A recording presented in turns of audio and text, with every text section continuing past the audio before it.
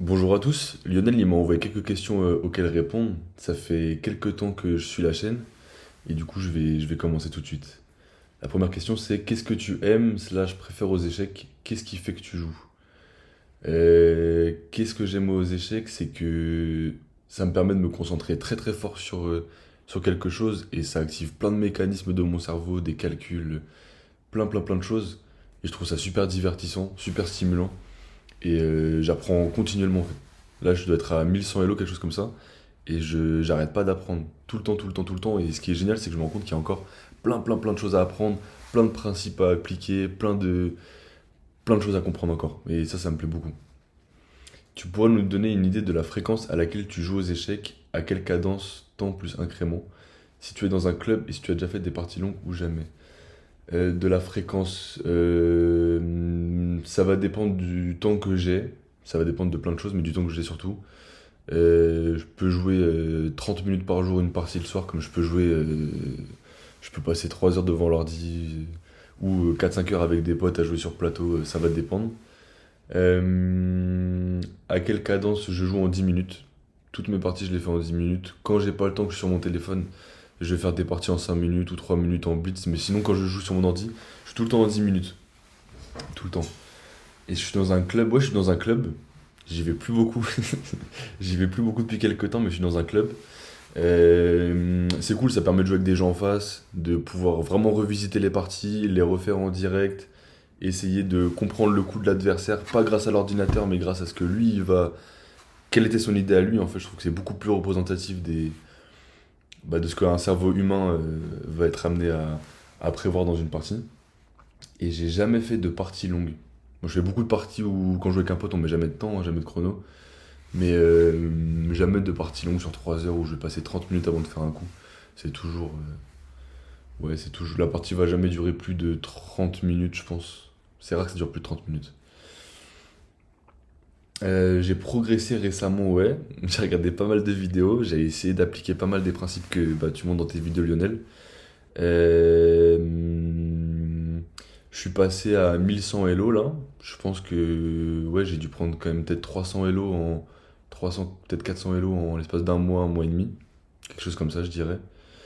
Et ouais, je pense que c'est vraiment le fait de penser à défendre mes pièces les unes entre les autres euh, qui m'a permis de monter en niveau en fait. Donc au début, j'ai beaucoup stagné. Je pense que je faisais une victoire, une défaite, le temps de comprendre bah, comment réfléchir, comment faire que ça devienne un mécanisme en fait, de regarder quelles pièces étaient attaquées, lesquelles étaient défendues, le nombre de fois qu'elles étaient attaquées, la valeur des pièces qui attaquaient, tout ça. Ça demande de répéter pas mal de fois, mais maintenant en vrai c'est beaucoup plus naturel. Je fais encore beaucoup d'erreurs, hein. Il y a encore pas mal de gaffes dans mes parties, mais c'est quand même beaucoup plus naturel. Si j'avais un joueur devant moi du même niveau qu'avant ta progression, 500 Elo, qu'est-ce que je lui dirais? Je lui dirais déjà de pas trop calculer ses Elo, parce que je pense que c'est un bon indicateur du niveau qu'on a, et encore. Mais moi, je sais qu'il y a un moment où je voulais absolument atteindre 1000 Elo, et en fait, je jouais mes parties pour gagner en fait. En fait, on joue toujours pour gagner, je pense, mais là, mon but c'était de gagner des points Elo en fait. C'était pas comment dire? De faire une belle partie, de bien réfléchir à mes coups, etc. Je voulais gagner et du coup, en fait, j'oubliais presque l'essence du truc, la partie en elle-même en fait. Donc je pense que le but c'est juste de se poser, de prendre le temps, de perdre autant comme tu dis. Et ouais, je pense que c'est ça, c'est juste prendre le temps, observer, regarder des parties, analyser les scènes surtout. Je pense qu'analyser ses propres parties, si on peut sur Chess, parce qu'après je sais qu'il faut des abonnements, je crois, je sais plus comment ça fonctionne exactement, mais analyser ses propres parties, c'est la meilleure chose à faire, je pense. Quels sont les conseils qui m'ont le plus aidé? Euh, je pense que c'est pour éviter les tactiques adverses, je pense que c'est vraiment d'essayer de faire en sorte que mes pièces se défendent continuellement sur l'échiquier. De pas laisser une pièce à l'abandon quelque part et en fait l'oublier parce que je lance une tactique un peu foireuse de l'autre côté. Donc je pense que c'est ça. Je pense que c'est vraiment de faire en sorte que mes pièces se défendent le plus les unes entre les autres. Est-ce que j'aime apprendre les ouvertures? Merde. Est-ce que j'aime apprendre les ouvertures et qu'est-ce que j'en pense? Difficulté, utilité, beauté. J'aime bien apprendre les ouvertures, c'est super compliqué. Je sais qu'avec les blancs, j'apprends le système de Londres en ce moment et que c'est. Je crois qu'il y a une différence entre système et ouverture ou un système, quoique à peu près approximativement, peu importe ce que le joueur adverse va jouer, je vais faire la même chose. Je sais que le système de Londres, ça marche bien. À mon niveau, il y a plein de petits pièges, j'ai plein de petits plans que j'arrive à appliquer qui font que moi, ça m'a débloqué beaucoup de choses en fait, parce que j'avais du mal à voir à long terme. Et le fait d'avoir appris cette ouverture-là, qui concerne en fait, je pense, peut-être 10-15 premiers coups, ça m'a permis de voir qu'en fait, il y avait plein de réponses possibles. Et que selon ces réponses-là, j'ai dû essayer de travailler mon jeu en sorte d'aller mater l'adversaire. Et du coup, ouais, apprendre des ouvertures, ça m'a beaucoup aidé. Après, avec le Nord, j'essaie d'apprendre la sicilienne. Là, c'est un peu plus compliqué. Je crois qu'il y a quand même beaucoup plus de lignes, beaucoup plus de possibilités. Donc, je fais beaucoup plus d'erreurs. Mais quand j'arrive à appliquer Ouais, quand j'arrive à appliquer l'ouverture, en général, ça marche plutôt bien. Sauf si l'adversaire connaît la théorie. Et là, je me fais vite avoir. Mais ouais, apprendre les ouvertures, je trouve ça super intéressant. Parce que ça permet de déjà bien développer ses pièces. Ah oui, c'est ça. Pour revenir vite fait à la question d'avant, le conseil qui m'a le plus aidé, c'est de sortir mes pièces. En fait, c'est juste sortir mes pièces. Juste le fait de sortir mes pièces avant même d'apprendre une ouverture, ça m'a permis de. Moi, ça m'a permis de contrôler beaucoup plus de cases, de laisser beaucoup moins de place à l'adversaire.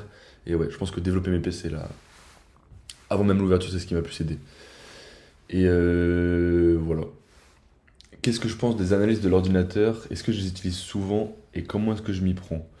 J'utilise beaucoup les analyses de l'ordinateur. En général, ce que je fais, c'est que si j'ai joué une partie avec un coup pendant la partie où j'étais approximativement sûr ou que j'avais un doute, je vais retourner dans la partie à cet endroit-là. Je vais rejouer la partie. Je vais regarder un peu ce que conseille l'ordinateur, ce que dit l'ordinateur. Et des fois, je vais même rejouer la partie en jouant contre moi-même à partir de ce coup-là, en imaginant, selon moi, quel aurait été le meilleur coup de l'adversaire, ou selon l'ordinateur, quel était le meilleur coup de l'adversaire. Et j'aime bien du coup utiliser l'ordinateur pour ça, en fait, pour juste pouvoir rejouer la partie et que lui me propose d'autres choses. Et voilà. Surtout pour ça que j'utilise l'ordinateur, en fait. Maintenant que j'ai atteint mon niveau actuel, est-ce que je suis content? Est-ce que j'ai envie de progresser encore? Si oui, comment? Je suis content. Je suis content parce que je fais moins d'erreurs et c'est plus plaisant de jouer parce qu'il y a plus d'enjeux. Mais il y a encore ce truc-là de je peux perdre une pièce à tout moment et la partie va complètement changer de bord et il va falloir que je me concentre encore plus. Et je pense que c'est ça aussi qui fait que c'est encore stimulant à mon niveau. Mais j'ai encore envie de progresser parce que je vois là, il y a je suis à 1000 Elo, 1100 Elo. Il y a du chemin encore. Pour réussir à vraiment avoir un jeu propre, soigné et pas faire d'erreurs et réussir à vraiment. Ouais, il y a du niveau donc j'ai encore envie de progresser. Et si oui, comment? En continuant d'appliquer tous les principes. Tous les principes, que ça soit vraiment des mécanismes et que en fait j'ai même plus besoin d'y réfléchir, que ça soit développer toutes les pièces, ça c'est relativement acquis, je pense. Que ça soit observer les menaces, ça vraiment, ça essayer de voir les menaces à l'adversaire, mieux comprendre les coups. Et ouais, donc j'ai encore envie de progresser carrément. Un dernier message qui n'appartient qu'à toi, longueur de ton choix que tu souhaites nous partager. Joue aux échecs, hein. Joue aux échecs. N'arrêtez pas de jouer aux échecs, c'est cool. Merci beaucoup.